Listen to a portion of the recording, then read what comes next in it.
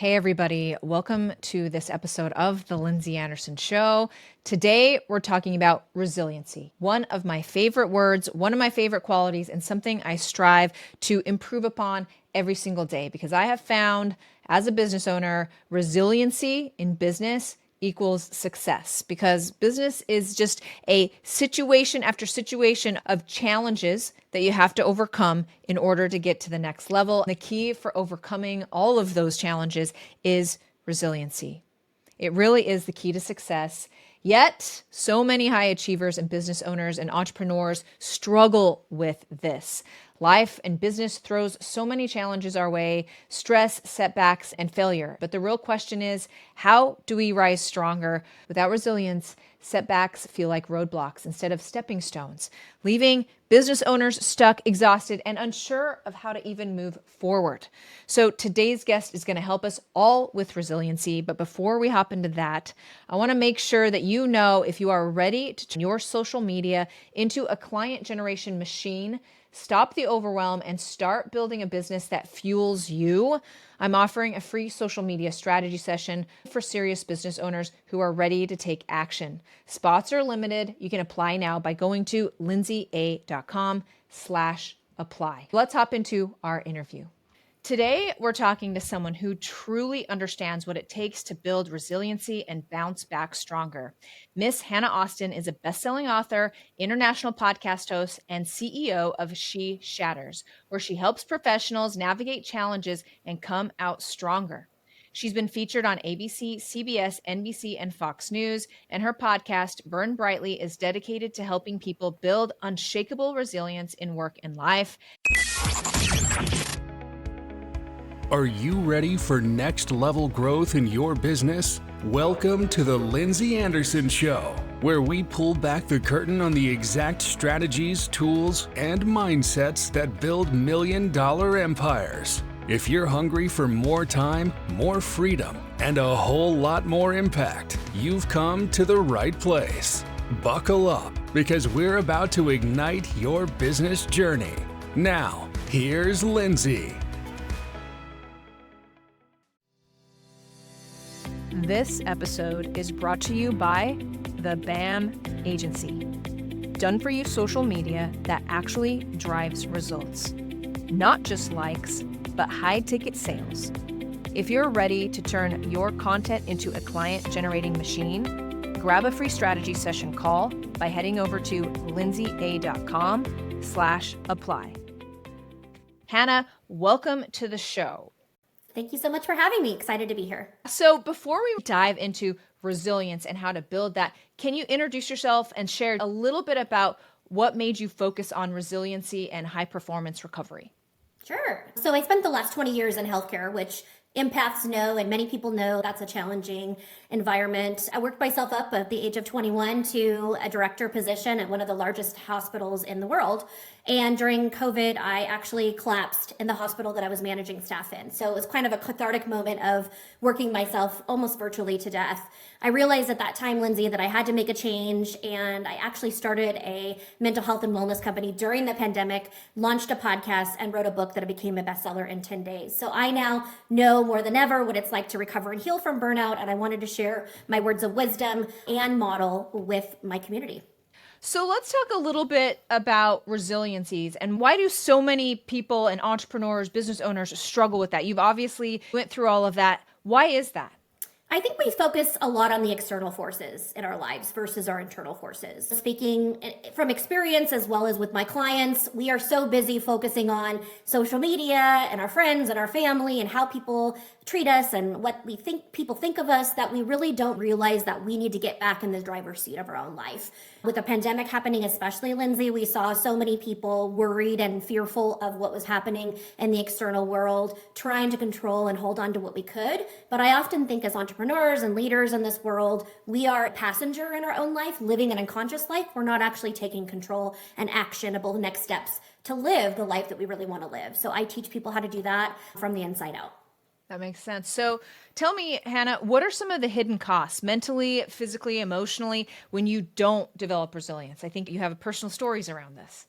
Yeah, I mean, crashing and burning and collapsing in the hospital that I was managing staff in. It was cathartic. It was embarrassing. It was, I hit the wall, right? And my vision and dream is that no one winds up the way I did, right? On the bathroom floor, contemplating ending your life. It's your mental health and resilience. Without it, you have nothing, right? We talk about putting on your oxygen mask. I really do believe that if you have no mental health and wellness, or you are not in control of your own life, you're just a passenger in this crazy, hectic world. And you also have more control. I think a lot of people really want control right now with what's happening in our world. We're not quite sure what's happening with the interest rates, with war, whatever. The only thing that we can really control is our own destination and our own path. And so treating ourselves almost like a project, right? How many of us project manage the heck out of work? But do we actually make a plan for our lives? That's where I come in, and that's where I can help my clients really dive deep into living the life. I call it the extraordinary life they deserve and need. Okay, so let's talk a little bit about how to make a plan for your life. So what are the first steps in that? To a lot of people, that feels very out there. I don't really know where to start. That feels so overwhelming. Where do we start, Hannah, when we want to make a plan for our life? Yeah, so I created a model. I'm a very operational focused person, and working with my clients, they're like, we need something that we can have on the fridge or have in our phones. And I call it the Burn Bright model. So it's 6 steps, which is stop and pause, whether that's a weekend at the beach alone, or whether that's an hour in your schedule where you have a piece of paper and you write down, why am I here? Where am I at this point in my life? The second step is really around, how did I get here? Why am I burning out? What's happening in my life? The third step is... Actually, hold on one second here. Let's break this down a little bit more step by step, if you don't mind. So this is called the Burn Break model. Is that right? Burn Bright model, yes. Burn Bright model. Okay, so step number 1 was, how did I get here? Stop and pause. Stop and pause. And we want to do that every time something triggers us or makes us emotional, or we just need to stop and pause. Correct. Okay, what is step 2? Yeah, it's figuring out, why am I in the situation that I am? How did I burn out? Why am I here? Okay. How Okay. did And I what get are here? some questions that we can ask around that? Like, we're looking at patterns that got us here, people that got us here. What are we looking at there? Patterns of old behavior, what's showing up for us, what are we experiencing, where are we actually in our career? Did we just get promoted but we have no training? Did we just get a divorce? Did we just get married? What are the changes in our lives that have led us to be at the situation that we're currently in, right? Okay. Okay. Step 3. Is discovering kind of the why and what's next, right? So what are our options? So we know where we are, how we're feeling, what's happening in our bodies. Are we experiencing headaches? A lot of people have acid reflux disease, right? They're feeling like their stomach's upset. They're getting migraines. They're crying to and from work. What are the physical, mental, spiritual situations that we're having, or symptoms that we're having? And can you speak a little bit more to those physical ailments when you're going through chaos and burnout? How closely tied are those to what's happening emotionally? When you don't express your emotions or talk about your emotions, they are intrinsically stored in your liver, your gut, your heart. It's energy, right, that's stored within you. So it manifests in stomach issues, irritability, headaches. You often see people holding their neck or going like this or rubbing their temples. Often people have urinary frequency. Often people have chest palpitations, specifically women. Recently, you could be diagnosed with high blood pressure. That's a very common thing with people who are suffering and experience burnout. So all of these things manifest itself by not expressing, not acknowledging, not addressing the main issue. Okay, so I mean, and I've seen this happen many times before, is you can ignore it, you can ignore it till it becomes like physical, and your body will actually stop you and make you kind of walk through the steps of the Burn Bright method. Mm-hmm. Absolutely. Yeah. Okay, so that was step 3, is discovering the why. What is step 4? Exploring your options. So once you've realized, okay, I'm burned out, I need to take a break, how did I get here? It's, what options do I have? Is that I stay in my current job? Is that I ask for more training?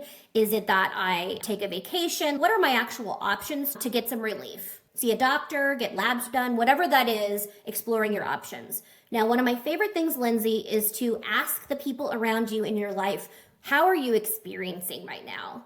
How are you experiencing me? Am I having road rage? Am I, outbursts? Or how am I showing up at 4:00 at night? Often families will say, well, when we ask mom what's for dinner, she freaks out because she has no energy left at the end of the day. So what is your family and friends experiencing? And then the other piece is, what are the options available to you? Are you in the right career? Do you need additional training? Do you need a vacation? Do you need to read a book? What exactly do you need? And then make a plan to get that. Do you need to take a class? What are things that you could add to your life? What type of tools can you apply? Okay, I like this. I like this strategy of asking the people around you. Do you find that as you consult people on that, that they're like, sometimes it's hard to look in the mirror there, especially with our loved ones, but you know, what power there is. Can you speak to that? Yeah, this actually happened after I burned out. I was like, okay, now what's next for me? I can't go back to my career. I need a pause and a reset. And this is how I started my company, Lindsey. I emailed a previous colleague of mine and said, here's where I'm at. I'm stuck. What do you see me doing? When you've worked with me for the last 10 years, what do you think I'd be good at next? And you know what he said to me? You need to be the CEO of your own company. And I think you need to build a mental health and wellness company because you were always the one that was helping us keep our oxygen masks on. You may not have done it for yourself, but you were always that helper. And once I started to explore and unpack, what did that look like? How could I create an LLC? Like I literally did the steps to make it happen. It felt right, Lindsey. It was like putting on the right pair of shoes. I had been in a pair of shoes that didn't fit me for so long. Now I had a new cute pair. And I wouldn't have gotten that idea if I wouldn't have asked someone that I loved and trusted, who was honest with me and had the respect for me to be honest with me.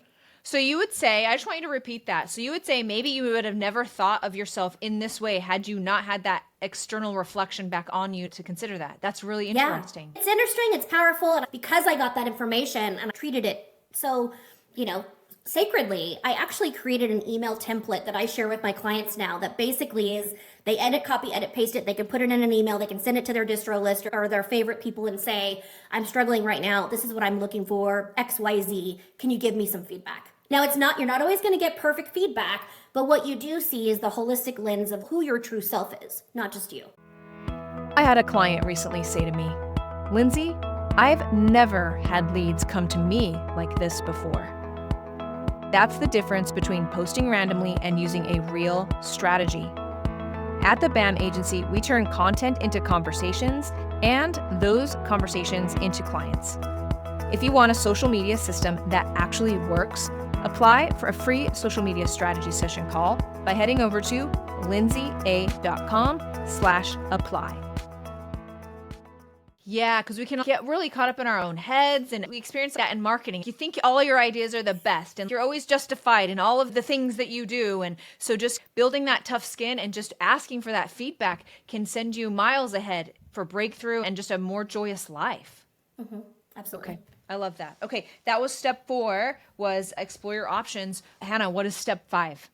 Step 5 is often overlooked. It's assembling your team. So I will say, Lindsey, and maybe you've experienced this too, when you go from one corporate life to starting your own business, you think that you're going to be friends with those people in the corporate world forever. Let me just tell you, out of sight, out of mind is truly the case in some instances, right? You may have your really hardcore group of friendships from your old corporate job, but when you leap towards being an entrepreneur, it's lonely.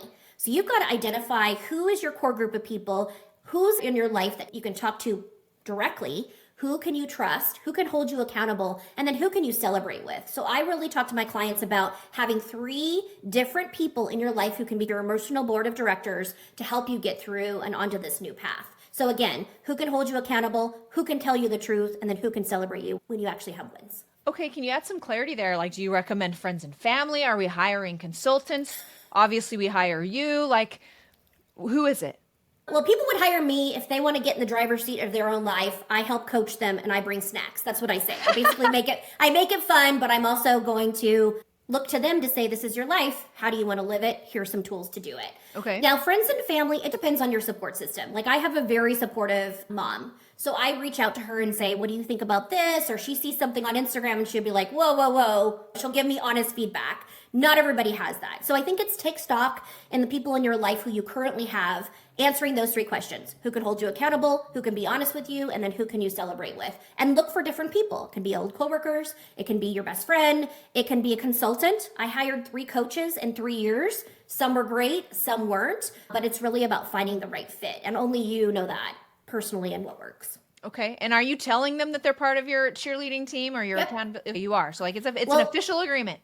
I asked them, hey, I'm really needing someone that, I'd ask you, Lindsey, hey, I'm really needing someone that could take a look at my new speaking reel or can take a look at my new resilience program and let me poke holes in it. I say that, poke holes in it. Let me know what I'm missing, because you don't want to show up on stage or someone's hiring you and you've missed the mark, right? And so needing someone, sometimes women, sometimes men in my life who can basically say, man, your speaking reel looks great. You look beautiful, but what do you speak about? Like you've missed the actual total goal. So having those people in your life that can really help you. is everything. So unpacking that emotional board of directors. I love that. Okay. Step 6, bring it home. Make a plan, right? After you've done all these things, you've taken time at the beach with a notebook, you've figured out your symptoms, you've figured out why. Maybe you're a people pleaser that you constantly give and don't receive. You have your emotional board of directors, you have a plan, you have to execute on that plan. Literally writing down, I'm going to once a week reach out to my emotional board of directors and XYZ. I'm going to once a week take 20 minutes out of my week and unpack how I'm doing and how I'm feeling. I'm going to do a check-in with myself. I'm going to once a week or once a month take time at the beach to really be by myself and figure out, is this the life that I really want to live? How does it feel? I'm going to once in a week take a new class and experiment. And you're going to write that plan down and you're going to project manage the heck out of your life. Are you doing it? Are you checking in with your support system? Are they holding you accountable? And then you're just going to keep pivoting, learning, failing, learning, and then pivot. I love that. I love that. So that is your 6-step formula for making a plan for your life. Tell me if this is accurate. You have that on both a smaller scale for smaller projects or different parts of your life you're working on, but you also have a major one that's directing everything you're doing. How does that work? Yeah, so this plan is designed for individual people. If I were to work with you as a coach, this would be your plan. But I've also applied it to organizations because what I've really realized is you can only recover and heal from burnout individually at one capacity. From a large scale organization standpoint, there's a reason why your staff are burning out, right? Specifically. And it could be the workload's too big. The expectations are too high. You don't have a learning model or culture. And so this burn bright model can be applied to both individuals as well as organizations. And to your point, it can be applied to your larger scale life and just one position or track or path of your life as well. Okay. What are the biggest mistakes that you see people make when they go to implement the Burn Bright method? Trying too many things at once. That's why we stick to one thing, nail it, and move on. I am a big shotgunner. I don't know if you are, especially as entrepreneurs. We're doing 5 million different things at once. But I think part of the reason why a lot of people burn out is they try to do too many things well at once. And nobody can do that. We're not superhuman. So it's utilizing your tools like AI, utilizing your emotional support tools, utilizing mindfulness tools to get you to a place that you're able to actually manage one thing at once, nail it, and then move on. Then you can celebrate. That's when you can celebrate with your emotional support board. Okay. So AI, as you know, is reshaping how we work and live. And my question for you is, how do you see this technology playing a role in people being more resilient? Absolutely. Love this question. When I first started as that entrepreneur, I was doing a podcast, writing a book, and launching a wellness company. Impossible for one person to do by themselves. So really, it was a time when AI was kind of coming full front. We were practicing with it. We were like, are they going to take over the world? Are they going to need me ever? I think AI as the head, and I think of myself as the heart. And my book's called Hello, Head, Meet Heart. And I'm really using AI as my brain's head, whatnot, and then executing with both in mind. So here's an example of that. So I'm an author. I write my own book. I will not be writing a book in AI because I do believe that there's still a creative aspect of authors, right? I'm not a plagiarizer.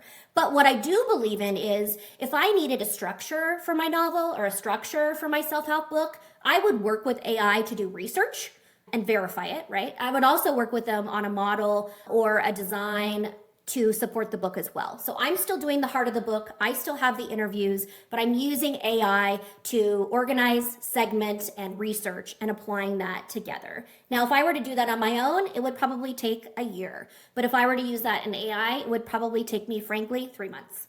Yeah. So that's how I'm using AI. And I encourage my clients to do that as well. Do you see anybody using AI for mental health? And do you have an opinion on that? I think that when I'm doing my presentations, like I have a presentation coming up on Friday and I'm doing a new presentation that I've never done before. I have my old tools that I'm applying to my presentation, but I'm using AI to say, okay, these are the tools that I've used in the past. Are there any other new and innovation tools that I can apply to my presentation? And I just found one today, actually, Lindsay. It's a startup that is starting up in a different state that I never knew about, and they are working on work-life balance satisfaction with employees. Now, I didn't know about it, right? So it came up, then I further researched it, and I added it to my presentation. It's just becoming new and innovative ways to add to your previous toolbox. I love it. Hannah, what a great interview. Thank you so much for sharing your Burn Brightly method with us. It's so powerful. Before I let you go, I'm going to turn the time over to you. Let everybody know how to find you and anything else you want the audience to know. Sure. Visit me on www.sheshatters.com. I'm also on LinkedIn under Hannah Austin. Listen to the podcast, read the book, Hello Head, Meet Heart. I have some signed copies if you're in the Portland area at Powell's, but would love to hear from you, and go ahead and follow the link below. And I'd be lovely to talk to you and share the Burn Bright model with you. I love it. Thanks, Hannah, for being on the show. Thanks, Lindsey. That was such a powerful conversation we had with Miss Hannah Austin. A big thank you to her for being on the show. If you've ever felt stuck, overwhelmed, or like life is throwing too many obstacles your way, remember, resiliency isn't something you're born with. It's something that you can build. So here's what to do next after listening to this episode. If you liked this episode, please subscribe and leave a review to the podcast. It helps more people discover the show. And if you're serious about leveraging social media to generate real revenue for your business, apply for a free strategy session now by going to lindseya.com/apply. That's a wrap for today's episode of The Lindsey Anderson Show. If you loved this episode, don't forget to subscribe, leave a review, and share how you're leveling up your business. Want more? Connect with Lindsey Anderson and get the tools you need to crush your goals at lindseya.com. Until next time, keep pushing, keep growing, and turn those business dreams into reality. Thank you for tuning in. If you got value from this episode, share it with a friend and hit subscribe. And if you're ready to stop posting and praying and actually generate revenue, let's talk. Book your free strategy session by going to lindseya.com/apply.